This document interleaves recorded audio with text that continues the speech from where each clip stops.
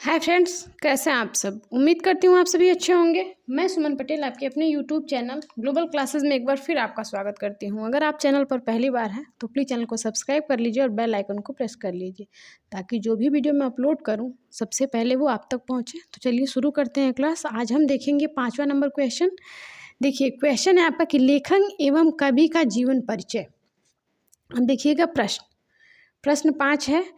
अब लेखक और कवि का जीवन परिचय आपसे बोर्ड एग्जाम 2022 में ये तो हमेशा से पूछता चला आया है कि एक जीवन परिचय आपको लिखना होता है। ठीक है बच्चों, तो यहाँ पे आपको लिखना होगा जीवन परिचय। तो जीवन परिचय को किस प्रकार से लिखेंगे देख लीजिएगा। निम्नलिखित लेखकों में से किसी एक लेखक का जीवन परिचय एवं उनकी किसी एक रचना का नाम लिखिए। अब देखिएगा यहाँ पे ध्यान से, किसी एक का ही जीवन परिचय लिखना है, इन तीनों में से किसी एक का लिखना है। तो देखिए हम आपको यहाँ पे पहला जो है आचार्य रामचंद्र शुक्ल का हमने लिख के बताया है। आप इसी हिसाब से इन दोनों का जीवन परिचय भी तैयार कर लीजिएगा। ठीक है बच्चों, तो देखिए आचार्य रामचंद्र शुक्ल का जीवन परिचय देखेंगे। तो आचार्य रामचंद्र शुक्ल के बारे में देखिए, सबसे पहले आप हेडिंग बना लीजिएगा आचार्य रामचंद्र शुक्ल। अगर आप जिसका लिख रहे हैं उसका ही बनाइएगा। ठीक है बाबू। तो देखिए यहाँ से अब आप जीवन परिचय, अब आप लिखेंगे जीवन परिचय। जीवन परिचय में क्या क्या लिखना है देखिए, सबसे पहले जीवन परिचय लिखने का एक तरीका होता है। ठीक है, वहाँ पे सबसे पहले आप जीवन परिचय में आप लिखेंगे उनका जन्म कब हुआ था, कहाँ जन्म हुआ था, किस जिले में, जिले के किस गांव में हुआ था, उनके पिता का क्या नाम था, उनकी उपलब्धियाँ क्या थी, ये चीज़ें आप लिखेंगे। और एंड में आप लिखेंगे कि उनकी मृत्यु कब हुई थी, कैसे हुई थी। ठीक है, तो चलिए सबसे पहले हम शुरू करते हैं यहाँ से। आचार्य रामचंद्र शुक्ल जी का जन्म 4 अक्टूबर 1884 ईस्वी को बस्ती जिले के अगुना नामक ग्राम में हुआ था। यहाँ तक आपको क्लियर है। इनके पिता का नाम पंडित चंद्रबली शुक्ल था जो मिर्जापुर में कानूनगो थे। इन्होंने मिशन स्कूल में 10वीं की परीक्षा उत्तीर्ण की। गणित में कमजोर होने के कारण इनकी शिक्षा आगे नहीं बढ़ सकी। इन्होंने इंटरमीडिएट की शिक्षा इलाहाबाद से ली थी, किंतु अंतिम वर्ष की परीक्षा से पहले ही विद्यालय छूट गया। किनका विद्यालय छूट गया? आचार्य रामचंद्र शुक्ल जी का विद्यालय जो है छूट गया। अब देखिएगा, इसके बाद इन्होंने मिर्जापुर के न्यायालय में नौकरी कर ली। बाद में इन्होंने यह नौकरी छोड़कर मिर्जापुर के मिशन स्कूल में चित्रकला के अध्यापक हो गए। ठीक, इसी बीच स्वाध्याय मतलब खुद से इन्होंने हिंदी, अंग्रेजी, संस्कृत, बंगला आदि भाषाओं का अक्षर ज्ञान प्राप्त किया। अब देखिएगा, इन्होंने खुद से, हम आपको बोलते हैं ना बार बार कि सेल्फ स्टडी बहुत स्ट्रांग होती है, तो इन्होंने खुद पढ़ाई करके ये हिंदी, अंग्रेजी, संस्कृत और बंगला आदि भाषाओं का अच्छा ज्ञान प्राप्त कर लिया था खुद से पढ़ाई करके। सोचिए वो कितने उनका ब्रेन जो है कितना हाई होगा। अब देखिए आगे, और पत्र पत्रिकाओं में लिखना आरंभ कर दिए। जब वो पत्र पत्रिकाओं में लिखने लगे, अब जब उनके पास इतना, उनका दिमाग इतना तेज था तो उनको लेखक तो बनना ही था। तो देखिएगा, बाद में इनकी नियुक्ति काशी हिंदू विश्वविद्यालय में हिंदी के प्राध्यापक पद पर हो गई। देखिएगा, प्राध्यापक पद पर हो गई। इस पद पर कार्य करते हुए, ठीक है, इस पद पर कार्य करते हुए 2 फरवरी 1941 को इनका निधन हो गया। ठीक है, तो यहाँ तक अब आप लिख लीजिएगा। और एक चीज़ करिएगा इसमें, अगर आप लिख रहे हैं यहाँ पे तो जो आपका मोस्ट इम्पॉर्टेंट लाइन होगा ना, अगर आपके पास, अगर आप हाइलाइटर लेके जा रहे हैं तो हाइलाइटर बरसक ले लीजिएगा एग्ज़ाम में आप, तो यहाँ पे इन चीज़ों को हाईलाइट कर दीजिएगा। ठीक है, और रेड पेन का यूज़ बिल्कुल मत करिएगा। यहाँ पे इन चीज़ों को आप हाईलाइट करेंगे ताकि एग्जामिनर की नज़र ना सबसे पहले इन्हीं चीज़ों पर पड़े।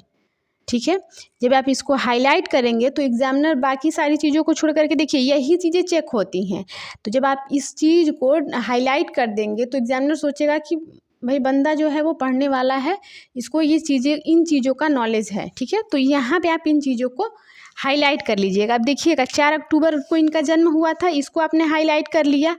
अब देखिए, बस्ती जिले के अगुना नामक ग्राम में। तो अगुना, आप यहाँ तक बस इसको हाईलाइट करिएगा, अगुना तक, ठीक है। इनके पिता का नाम, अब इनके पिता का नाम भी आप हाईलाइट कर लीजिएगा, ठीक है। अब यहाँ से अब आप सारी चीज़ों को छोड़ करके अब आपको यहाँ पे कुछ वो करने की ज़रूरत नहीं है। अब देखिए यहाँ पे अब आप आएंगे, जब इनकी मृत्यु हुई थी, इनकी मृत्यु कब हुई थी, अब आप इन चीज़ों को हाईलाइट कर लेंगे, ठीक। यहाँ तक अब आप चीज़ों को हाईलाइट करेंगे तो ये बिल्कुल आपका जो है कॉपी बिल्कुल परफेक्ट दिखेगा। और एग्जामिनर जो है 10-12 कॉपी, अगर वो देखिए सब लोग ऐसा करते नहीं, पर ये वीडियो सबके लिए है। अगर आप इसमें से यूज़ करना चाहें तो आपके ऊपर की बात है। देखिए बहुत लोग होते हैं कि बस उनको बस जल्दी जल्दी अपना पूरा करना होता है, ठीक। लेकिन अगर आप 100 कॉपियों में अगर आपकी कॉपी सबसे हट के होगी तो एग्जामिनर बहुत खुश होगा और वो आपको एक्स्ट्रा नंबर, एक्स्ट्रा मतलब जितने नंबर होंगे उस हिसाब से आपको नंबर देगा, ठीक है। अब इनकी रचनाएं, अब रचनाएं क्या हैं, चिंतामणि, विचार विथि, रस मीमांसा, त्रिवेणी, सूरदास आदि। आपसे बस एक रचना पूछा था, लेकिन हमने आपको कितनी रचनाएं लिखवा दी हैं। अब इसमें से अगर आप इन सबको पढ़ लेते हैं तो कोई एक तो याद आ ही जाएगा आपको एग्जाम में। तो इन चीज़ों पे आप खास ध्यान रखिएगा, ओके। अब चलिए देखते हैं नेक्स्ट क्वेश्चन नंबर 6। अब देखिएगा क्वेश्चन नंबर 6 जो है आपका कैसे बनेगा।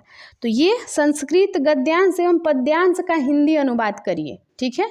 अब संस्कृत के गद्यांश और पद्यांश का हिंदी अनुवाद करना है आपको। सबसे पहले ये देखिए क्वेश्चन नंबर 6, निम्नलिखित का हिंदी में अनुवाद। अब आप 6 में जो है आपसे पहला क्वेश्चन पूछा गया है कि सर्वे भवन्तु सुखिनः, सर्वे सन्तु निरामया, सर्वे भद्राणि पश्यन्तु, मा कश्चित् दुख भाग भवेत्। अब आप क्या करेंगे, इसका जो है संदर्भ सहित व्याख्या हम कर लेते हैं। तो सबसे पहले संदर्भ लिखेंगे किसका, संस्कृत वाले का। तो प्रस्तुत श्लोक हमारी पाठ्य पुस्तक हिंदी के संस्कृत खंड के भारतीय संस्कृत पाठ से लिया गया है। आपका जो है ये भारतीय संस्कृत पाठ से लिया गया है ये, ठीक है। श्लोक जो है, श्लोक की जो लाइन है वो जो है भारतीय संस्कृत पाठ से लिया गया है। अब देखिएगा यहाँ पे एक चीज़ ध्यान रखिएगा, अगर संस्कृत में पूछता है तो संस्कृत खंड लिखेंगे और हिंदी में पूछता है तो हिंदी खंड लिखेंगे, ओके। अब चलिए आगे प्रसंग देखते हैं, इसका प्रसंग आपको कैसे, ये तो हमने आपको कल ही ये चीज़ें बताई थी, इस पर अगर आप ध्यान दे रहे होंगे तो ये आपको साथ ही साथ क्लियर होता जाएगा। अब देखिएगा प्रसंग, प्रस्तुत श्लोक में भारतीयों की मूल भावना पर प्रकाश डाला गया है, ठीक है। अब आगे देखेंगे अनुवाद। अनुवाद इसका क्या होगा, 2 लाइन है तो अनुवाद भी 2 ही लाइन का होगा। सब सुखी हो, सब रोग रहित हो, सर्वे भवन्तु सुखिन, सर्वे सन्तु निरामया, मतलब सब सुखी हो, सब रोग रहित हो। अगला लाइन है आपका सर्वे भद्राणि पश्यन्तु, सब कल्याण को देखें, मा कश्चित् दुख भामा भवेत्, मतलब कोई भी दुखी न हो, ठीक है। अब देखिएगा दूसरा जो इसमें का क्वेश्चन बनेगा, कैसे बनेगा, मरणम मंगलम यत्र विभूतिश्च विभूषणम कौविनम यत्र कौशेय सा काशी केन मीयते। अब देखिएगा इसका हम संदर्भ लिखेंगे तो इसका संदर्भ हो जाएगा प्रस्तुत श्लोक हमारी पाठ्य पुस्तक हिंदी के संस्कृत खंड के वाराणसी की पुण्यता का वर्णन किया गया है, ठीक है। यहाँ पे वाराणसी के पुण्यता का वर्णन किया गया है। अब देखिए आगे, अब इसका अनुवाद करेंगे तो अनुवाद कैसे करेंगे देखिएगा ध्यान से। जहाँ पर मरना कल्याणकारी समझा जाता है, जहाँ शरीर पर, अब देखिएगा यहाँ पे शरीर पर भस्म धारण करना आभूषण है, जहाँ कैपिन लंगोटी ही रेशम वस्त्र है, वह काशी जिसके द्वारा मापी जा सकती है। तात्पर्य यह है कि किसी से भी नहीं। देखिएगा जहाँ कैपिन लंगोटी ही रेशम वस्त्र है, वह काशी किसके द्वारा मापी जा सकती है। तात्पर्य यह है कि किसी से भी नहीं, वह काशी जो है किसी के द्वारा भी मापी नहीं जा सकती है। तो आई होप कि आपको ये दोनों क्वेश्चन बिल्कुल क्लियर समझ में आ गया होगा। चलिए अब हम चलते हैं कि संस्कृत गद्यांश एवं पद्यांश का पूछा था, हमने श्लोक बता दिया। अब हम देखेंगे पद्यांश गद्यांश देख लेते हैं, ठीक है। तो देखिएगा ये आपका तीसरा क्वेश्चन बनेगा कुछ इस प्रकार से। पूछेगा आपसे एग्ज़ाम में, और ज़रूरी नहीं है कि यही क्वेश्चन पूछेगा आपसे, दूसरा भी क्वेश्चन, हाँ सेम इसी बेस्ड जो ये है ना एग्ज़ाम बेस्ड ही है। और आपको हम कल एग्ज़ाम का पैटर्न बिल्कुल क्लियर तरीके से समझा देंगे, तो उसको भी आप देख लीजिएगा। तो देखिए तीसरा क्वेश्चन है कि इयम नगरी विविध धर्मानां संगम स्थली महात्मा बुद्धम तीर्थंकरः पार्श्वनाथः शंकराचार्य कबीर गोस्वामी तुलसीदास अन्य च बहवः महात्मानः अत्रागत्य स्वीयान् विचारन् प्रासारयन् न केवल दर्शने साहित्ये धर्मे अपितु कलाक्षेत्रपि इयं नगरी विविधानां कलानां शिल्पानाञ्च कृते लोके विश्रुता अत्रत्याः प्रस्तमूर्तयः प्राचिताः इयं निजा प्राचीन परंपराम इदानीमति परिपालयति।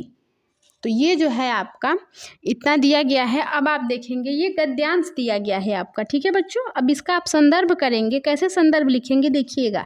प्रस्तुत गद्यांश हमारी पाठ्य पुस्तक हिंदी के संस्कृत खंड के वाराणसी पाठ से लिया गया है। अब ध्यान दीजिएगा, यहाँ पे हमने इसको संस्कृत क्यों लिखा, हमने आपसे बताया ना कि जब ये संस्कृत में देखा तो आप लिखेंगे संस्कृत खंड से लिया गया है। ओके, अब देखिए किस पाठ से लिया गया है, तो वाराणसी पाठ से लिया गया है। अब आपका जो है एग्ज़ाम में सबसे मोस्ट इम्पॉर्टेंट चीज़ क्या है, अभी हमने आपको बताया कि आप हाइलाइटर का यूज, तो देखिएगा अब आप जो है हिंदी के संस्कृत खंड से वाराणसी पाठ से लिया गया है इतना लिख लेंगे। तो अब आपको क्या करना होगा, अनुवाद करना होगा। तो अनुवाद करने के लिए अब आप देखिए कैसे अनुवाद करेंगे। तो देखिए, यह नगरी विविध धर्मों के मिलन का स्थान रही है। महात्मा बुद्ध, तीर्थंकर पार्श्वनाथ, शंकराचार्य, कबीर, गोस्वामी तुलसीदास और दूसरे बहुत से महात्माओं ने यहाँ आकर अपने विचारों को फैलाया। न केवल दर्शन, साहित्य और धर्म में ही अपितु कला के क्षेत्र में भी यह नगरी विविध कलाओं और शिल्पों के लिए संसार में प्रसिद्ध है। यहाँ की रेशम साड़ियाँ देश विदेश में भी सभी जगह पसंद की जाती है। यहाँ की पत्थर की मूर्तियाँ प्रसिद्ध हैं। यह अपनी प्राचीन परंपरा को इस समय भी पालन कर रही है। देखिएगा, यह अपनी प्राचीन परंपरा का इस समय भी पालन कर रही है। कौन पालन कर रहा है, काशी नगरी। ठीक है बच्चों, तो आई होप कि आपको यहाँ तक चीज़ें बिल्कुल क्लियर समझ में आ गई होंगी। अब देखिए, अब हम आपको जो है कि कल आपसे हम डिस्कशन करेंगे कि आपके एग्ज़ाम का पैटर्न जो है वो कैसा होगा। ये इन चीज़ों के बारे में कल हम आपको बताएंगे, तो प्लीज़ वीडियो को देखना मत भूलिएगा, नोटिफिकेशन ऑन कर लीजिएगा और चैनल को सब्सक्राइब कर लीजिएगा। और वीडियो पसंद आया हो तो प्लीज़ वीडियो को लाइक कर दीजिएगा। तो चलिए आज के लिए बस इतना ही, कल मिलते हैं अगले टॉपिक के साथ। तब तक के लिए बाय बाय, जय हिंद, जय भारत।